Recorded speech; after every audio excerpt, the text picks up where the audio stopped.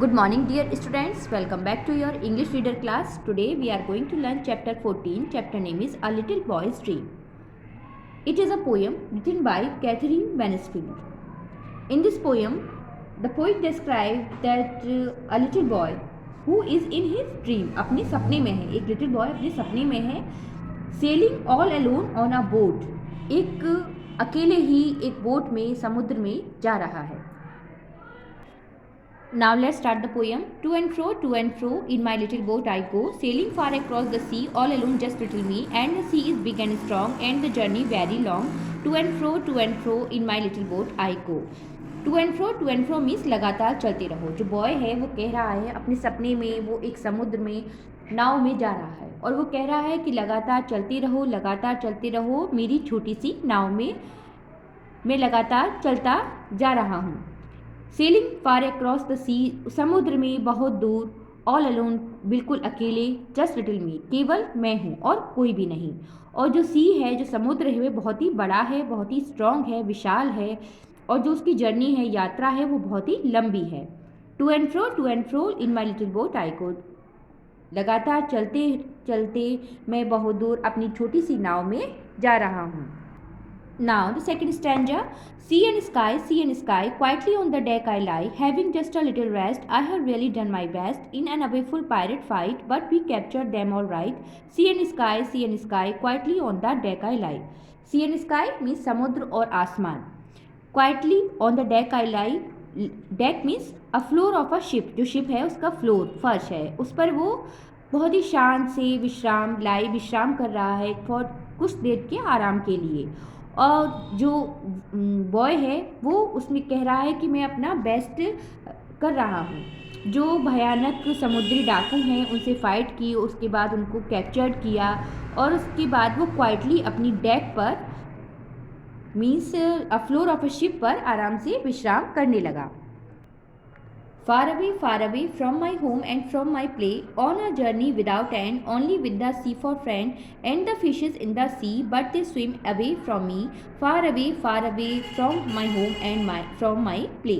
Far away में बहुत दूर अपने घर से, अपने खेल से बहुत दूर जा रहा हूँ. On a journey without and, जिसका जो एक यात्रा है, जो जर्नी है जिसका कोई अंत नहीं है. और जो केवल फ्रेंड है वो केवल सी है, उसका समुद्र है, और जो समुद्र की मछलियाँ हैं वो उसकी मित्र हैं. लेकिन वो मछलियाँ भी तैर कर दूर चली जाती हैं, बहुत दूर वह अपने घर से, अपने खेल से बहुत दूर जा रहा है. Then he cried, "Oh mother dear," and he woke up and sat upright. They were in the rocking chair, mother's arms around him tight. तभी जो उसका सपना है वो टूट जाता है और वो तभी अपनी माँ को आवाज़ लगाता है, ओ मदर डियर. और जो कवि है, जो पोइट है, वो कहता है कि ही understand the truth of life in his dream. वो कहता है कि जो जीवन की सच्चाई है उसने अपने उस ड्रीम में उसे पता चल गई है. He also says that I have really done my best. वह यह भी कहता है कि मैंने बहुत अच्छा किया.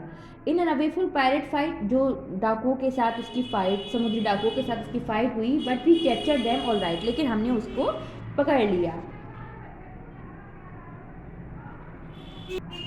देन जो पोइट है वो कहता है कि in our journey called life we give the best we can as a result of which the outcomes occur. जो हम अपनी लाइफ में अच्छे से अच्छा करते हैं और जो उसको वापस हमें आता है वो भी हमारे लिए अच्छा ही होता है. और जो एंड में जो पोइट है वो also explain the significance of the mother's love in the poem. जो अपनी माँ के प्यार को भी उसने लास्ट में पोएम में कहा है. The child wake up from his dream, जब वो अपने सपने से जाग जाता है, as is scared to have with in nest loneliness. और वो अपने आप को, जब वो सपने से जागता है तो वो अपने आप को अकेला महसूस करता है. It is then that once his mothers comes and embrace him. तभी उसकी माँ आती है और उसको अपनी बाहों में ले लेती है. Now message of the poem is, it is interesting to think differently about the life. यह जो जीवन के बारे में अलग तरह से सोचना दिलचस्प होता है.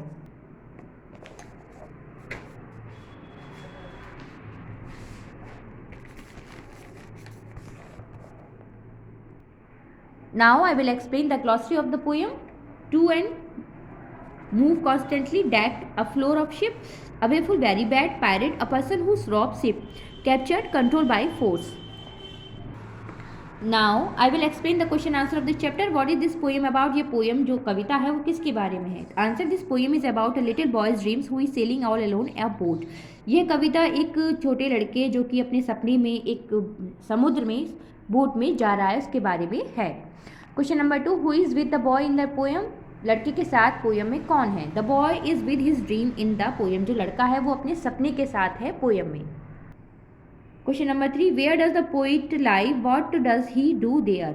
जो पोइट है वो कहाँ पर विश्राम करता है और वे वहाँ पर क्या करता है? The poet lies on the floor of ship for a wing सब रेस्ट. जो पोइट है वो फ्लोर ऑफ द शिप के फ्लोर पर कुछ देर आराम करता है. Question number 4, what does the poets mother do at the last of the poem? जो लास्ट में पोइट की मदर क्या करती हैं?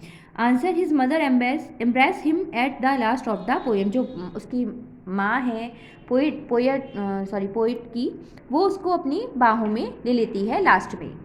सो I hope you all have understand this chapter. Keep practice of all exercise and write down these question answer on your fair notebook and learn also. Thank you.